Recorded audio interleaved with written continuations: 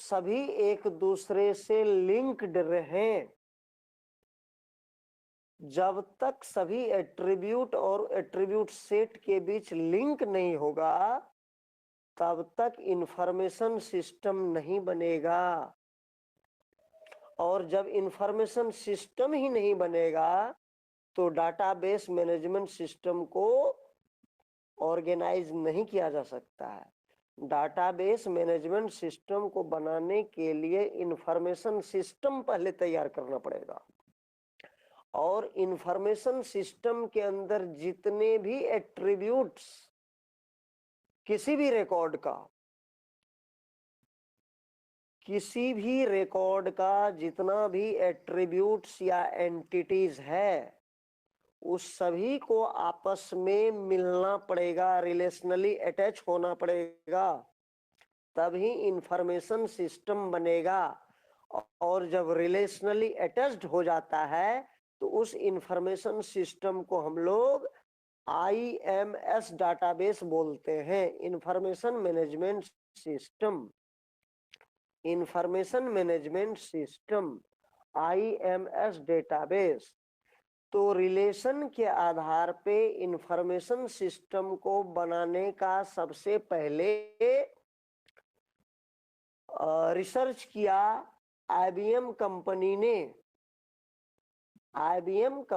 ने इंफॉर्मेशन को relationally attach किया और IMS डेटाबेस नाम दिया।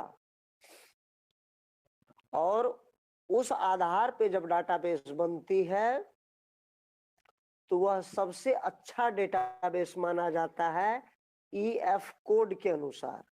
रिलेशनल डेटाबेस के फादर थे EF कोड, याद रखना। EF code relational database management system, अर्थात डेटाबेस को रिलेशनली डिजाइन करना, इसका कॉन्सेप्ट डॉक्टर EF कोड साहब ने दिया। EF कोड ने डेटाबेस को रिलेशनली डिजाइन करने के लिए 12 रूल दिया, 12 रूल्स उसने दिया। 12 रूल को उसका हम लोग बारी बारी से एक्सप्लेन करेंगे कि 12 रूल के अंदर उन्होंने कैसे रिलेशनशिप सेटअप किया है सभी इंफॉर्मेशन को आपस में जोड़ने के लिए। ये तो बेसिक कॉन्सेप्ट है। हम लोग कल के क्लास में EF कोड के 12 रूल को समझेंगे कि कैसे उन्होंने रिलेशनशिप सेटअप किया, कैसे उसने सभी इंफॉर्मेशन इंडिविजुअली या फिर विथ सेट कैसे उसने रिलेशन स्थापित किया और एक रिलेशनल डाटाबेस का आज के इस डिजिटल युग में कितना उपयोग है, कितना हम उसको यूटिलाइज कर पा रहे हैं, उसका हम लोग कंसेप्ट लेंगे।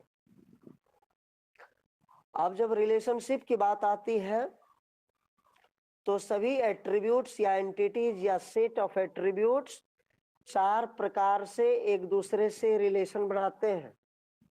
4 टाइप है। एक है 1 to 1 रिलेशनशिप, एक है 1 to many रिलेशनशिप, एक है many to 1 रिलेशनशिप, एक है many to many relationship. 1 to 1 relationship में इंडिविजुअली रिलेशन होता है, सिंगल से सिंगल 1 to 1 में। 1 to many में क्या होता है कि एक रिकॉर्ड या फिर एक सेट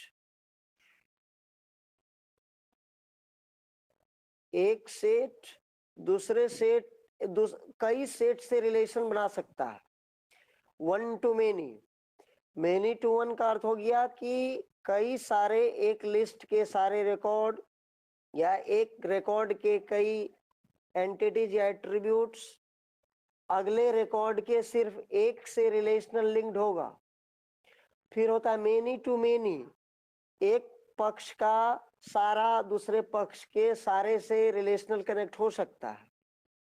तो ये 4 मेथड से रिलेशनशिप सेटअप होता है इंफॉर्मेशन सिस्टम के बीच, और एक इंफॉर्मेशन मैनेजमेंट तैयार होता है। ठीक है, इस चीज को कंट्रोल करने के लिए सर 4 टाइप ऑफ रिलेशनशिप बताए तो मेरा 3 ही हो रहा है, तो आप एक बार फिर से रिपीट करेंगे? 1 to 1। Yes sir. देखो माइक बंद करो।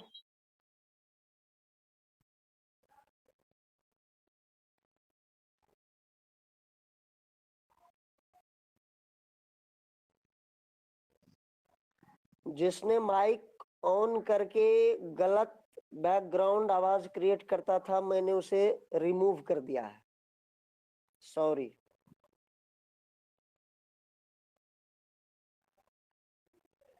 जो भी गलत एक्टिविटी करेंगे मैं उसको रिमूव कर दूंगा।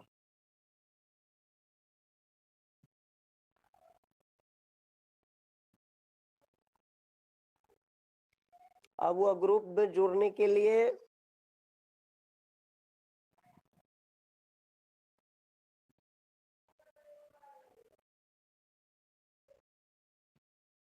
बीच में एंट्री नहीं होगा।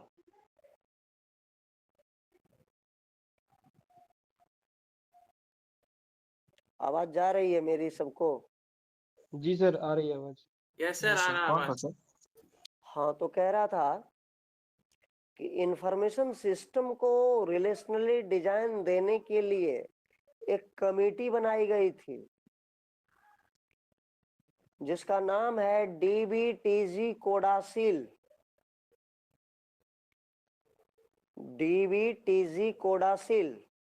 डीबीटीजी का मतलब होता है डाटाबेस टास्क ग्रुप, और कोडासिल होता है conference on database system language.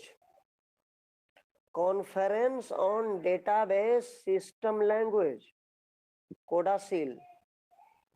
इधर डीबीटीजी डेटाबेस टास्क ग्रुप। वो डीबीटीजी कोडासिल के अंदर उस रिलेशनल स्ट्रक्चर पर रिसर्च हुआ कि डेटाबेस को एफिशिएंट और डायनामिक कैसे बनाया जा सकता है, ताकि इंसर्शन अपडेशन डिलीशन पलक झपकते ही हो जाए। उसी समय एसक्यूएल का कॉन्सेप्ट आया, स्ट्रक्चर्ड क्वेरी लैंग्वेज। ठीक है, तो इस तरह 1 to 1, 1 to many, many to 1, many to many, जी सर। ये 4 डिजाइन से सारे एट्रीब्यूट्स और उसका सेट आपस में रिलेटेड हुए और एक रिलेशनल टेबल का निर्माण किया। एक रिलेशनल टेबल का निर्माण किया, नाम रखा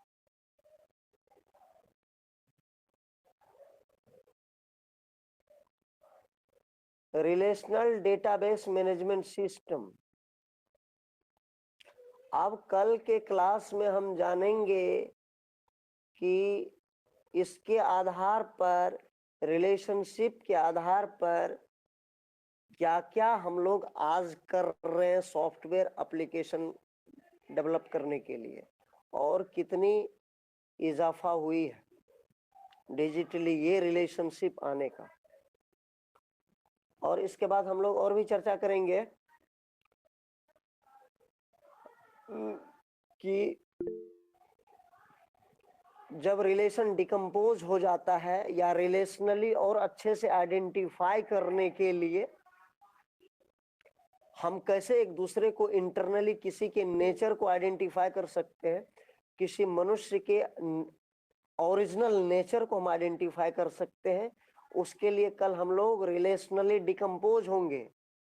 संबंध पहले एक बार कनेक्ट होगा, फिर संबंध को तोड़ेंगे, रिलेशन को डिकम्पोज करेंगे, और तब असलियत जानने की कोशिश करेंगे। That is called normalisation. इसको हम लोग डाटाबेस में नॉर्मलाइजेशन कहते हैं। तो कल इस दोनों टॉपिक पर हम लोग चर्चा करेंगे। अभी रिलेशनल टॉपिक 2 दिन चलेगा, ठीक है।